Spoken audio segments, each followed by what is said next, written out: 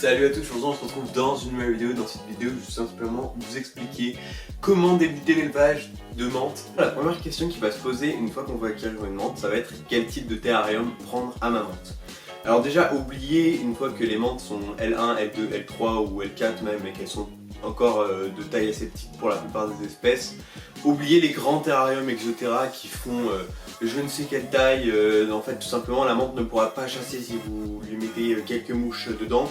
Elle peut ne même pas voir les proies et puis le terrarium sera beaucoup trop grand. Donc pour les menthes de petite taille, de petit stade, du coup on va dire du stade L2, L3, L4, moi je les mets en général dans ces gobelets là, qui sont juste là. Donc là on peut voir une petite Deropatis truncata qui est dans ce petit gobelet là, vous voyez, et elle se porte très bien. Je la laisserai jusqu'au stade L5 à peu près, L4, L5. Et une fois ce stade atteint, je la mettrai en Braplast. Et le Braplast justement c'est toutes les boîtes carrées que vous voyez derrière vous, qui sont juste ici. C'est vraiment le top pour les menthes, je vais vous montrer ça après. Mais c'est vraiment le terrarium conseillé pour les menthes parce que tout simplement c'est une taille idéale pour l'élevage de menthes, et idéal pour que la menthe chasse, idéal parce que c'est pas trop grand, c'est pas trop petit, et elles vont pouvoir bien muer dedans, parce qu'il faut pas non plus un terrarium trop petit. Donc ça c'est vraiment l'entre-deux, et c'est vraiment top. En conclusion, pour l'habitat, moi je vous conseillerais, si vous acquérissez des petites menthes, de prendre du stade L3, L4 au départ, de les mettre dans des petits gobelets, comme il y a juste derrière moi que je viens de vous montrer.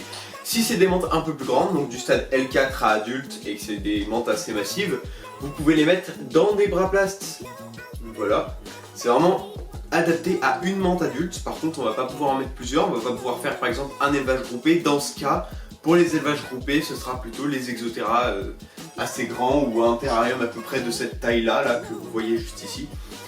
Mais là vraiment pour débuter l'élevage de menthes, il n'y a pas mieux qu'un Braplast. Vous pouvez en trouver sur le site de Mantispation. Il y a ces kits complets il me semble, il y a la lumière intégrée, il y a tout, c'est vraiment nickel.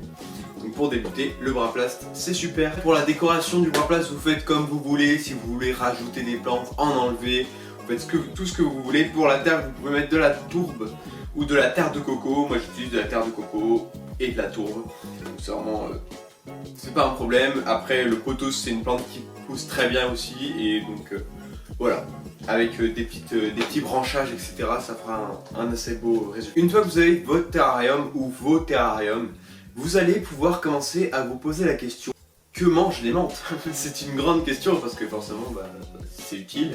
Déjà, il ne faut pas donner de grillons, c'est vecteur de maladie, donc jamais de grillons aux menthes en fait, tout simplement. Du stade L1 jusqu'à L3, voire L4 en fonction des espèces, on va leur donner des drosophiles. Les drosophiles c'est quoi? Les drosophiles c'est des moucherons. Vous trouvez des souches à peu près, vous cherchez dans des sites de reptiles etc.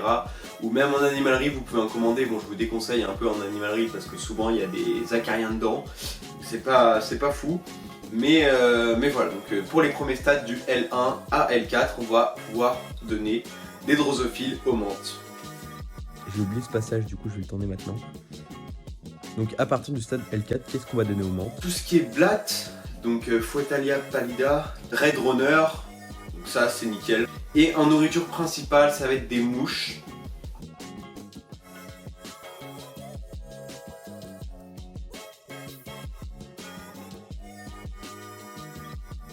Donc une fois que vous avez tout ça, il va falloir aussi acheter un brumificateur. Donc ça se trouve en animalerie ou en magasin de plantes. Donc c'est tout simplement c'est tout simplement ça. Voilà. Je pense que pour la plupart vous connaissez. Et vous allez humidifier la menthe en fonction du taux d'humidité qu'il faut. Donc moi je sais par exemple Hymenopus cornatus, donc la menthe orchidée, je vais l'humidifier à peu près une fois tous les soirs, une fois tous les 2 jours. Ça dépend. Donc ça dépend franchement en fonction de l'espèce si elle a besoin de beaucoup d'humidité ou non. Une fois que vous avez ou votre Braplast ou votre pot, le brumificateur et les proies, vous pourrez commencer à choisir votre coupe de menthe. Mais attention, on va pas commencer avec une menthe trop difficile du genre Idolomantis diabolica, parce que tout simplement ça va vous dégoûter des menthes et ça va servir à rien. Moi tout simplement ce que je vous conseille c'est de partir avec une menthe assez simple du genre Philocrania paradoxa, qui est quand même une menthe assez jolie. Une photo s'affiche juste ici. Donc c'est une menthe qui est quand même assez jolie et qui franchement, qui demande pas trop d'attention et qui donc est parfaite pour les débutants, qui demande pas non plus trop d'humidité et voilà, c'est vraiment le top. Ou si vous voulez une menthe un peu plus grosse et plus vorace, Hierodula majuscula, une photo pareille qui s'affiche juste ici. Hierodula majuscula qui est vraiment aussi une superbe espèce, assez massive, pourtant qui reste assez facile. Juste aux accouplements, faire gaffe que la femelle ne mange pas le mâle, donc bien nourrir la femelle. Voilà. Sinon vous avez aussi la Deroplatis dessicata, une menthe feuille morte qui est pareil assez massive et assez agressive, donc c'est vraiment intéressant aussi de la regarder, une photo pareille qui s'affiche juste là. Et franchement superbe espèce. Ensuite vous avez aussi la Sphodromantis lineola, donc qui est une menthe pareil assez massive, assez agressive, etc. Je peux pas trop vous en dire parce que j'ai jamais élevé. Mais n'hésitez pas à aller voir sur internet, vous trouverez pas mal de photos. Ce que je vous déconseille aussi, au-delà de l'Idolomantis diabolica, ça va être l'Hymenopus coronatus, la menthe orchidée, donc une photo qui s'affiche juste ici pour ceux qui la connaissent pas. Ça va être une menthe beaucoup trop compliquée pour les débutants. Après vous pouvez toujours tester, mais en général ça dégoûte plus des menthes qu'autre chose. Donc voilà, c'est une menthe que je vous déconseille parce qu'elle demande beaucoup d'humidité, beaucoup d'attention et il y a un gros décalage entre le mâle et la femelle. Le mâle passe adulte bien avant la femelle, du coup en général le mâle meurt avant si vous n'avez pas fait le décalage. C'est vraiment trop la galère pour les débutants, donc moi je vous conseillerais de plutôt partir sur les espèces que je vous ai présentées juste avant. Une fois que vous avez vos terrariums, le brumificateur, les menthes et la nourriture, l'élevage peut commencer. Donc là je vous laisserai aller voir sur internet pour les fiches d'élevage de la menthe que vous avez choisie. Et moi je vous souhaite un très bon élevage.